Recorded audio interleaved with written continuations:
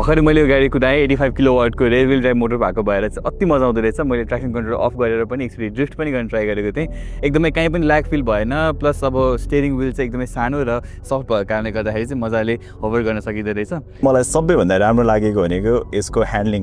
Real drive मोटरमा आउने भएको हो भने कर्नर्सहरूमा चाहिँ एकदमै easy plus fun to drive पनि छ क्या। हामी धेरै भएको थियो सानो ह्याचब्याकहरूमा चाहिँ पर्फर्मेन्स राम्रो नभएको भनेर हुन्थ्यो भने this has good performance as well. मजा आइरहेछ।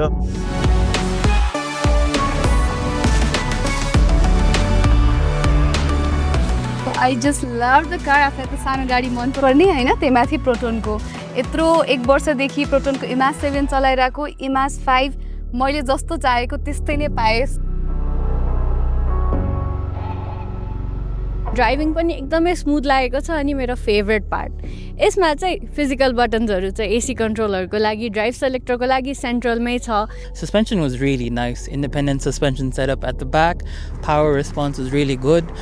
अर्को भनेको फ्रन्ट साइज मन पर्यो र गाडीको साइज एकदमै काठमाडौँको लागि क्युट र भ्याली बाहिर लान्छु भने नि पर्फेक्ट हुने साइज लाग्यो।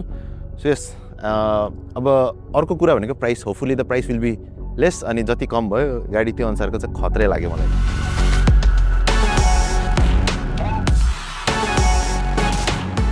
म चाहिँ यहाँ अहिले गोकर्ण फरेस्ट रिजोर्टमा छु यो प्रोटोन इमाज 5 टेस्ट ड्राइभ गर्नलाई। सो भर्खरै मैले टेस्ट ड्राइभ गरेर हेरेँ यो गाडी होइन, मलाई चाहिँ एकदमै रमाइलो लाग्यो, फन टु ड्राइभ कार लाग्यो यो। इन टर्म्स अफ यसको साइज, इन टर्म्स अफ यसको फिचर्सहरू, जति फिचर्सहरू दिएको छ मजाको छ। हुन्छ नि इनसाइड सिटीमा आउटसाइड सिटीमा चलाउन चाहिँ मजा आउँछ यो गाडी होइन। मलाई यसको मेन राम्रो लागेको कुराहरू भनेको चाहिँ यसको स्पेस नै हो क्या। अगाडि फ्रन्ट स्पेसदेखि लिएर पछाडि बुट स्पेसहरू मजाको छ। अनि त्यसपछि फन टु ड्राइभ छ किनभने यसमा रेयर व्हिल ड्राइभ छ, इन्डिपेन्डेन्ट सस्पेन्सन छ। See I an opportunity to test drive this car Proton Iriz 5। जहाँ बन्छ त्यो ठाउँमा मैले टेस्ट ड्राइभ गर्न मौका पाएँ कोलालम्पुरमा। त्यसपछि मैले यहाँ पनि आज ड्राइभ गरेँ। त्यहाँ मैले टेस्ट गर्न नपाएको चिज यहाँ आएर टेस्ट गरेँ। उकालोमा गाडी रोकेर पिकअप लिने होइन, त्यसपछि आएर ओह्रालोमा ब्रेकिङ हेर्ने, प्रपरली कर्नरिङ गर्ने, त्यो सबै चिज हेर्दाखेरि मैले के फाइन्ड आउट गरेँ भने जुन काइन्ड अफ टर्क यसले जेनेरेट गर्छ that is absolutely adequate for the kind of road condition that we have in our country. Good luck Iriz 5।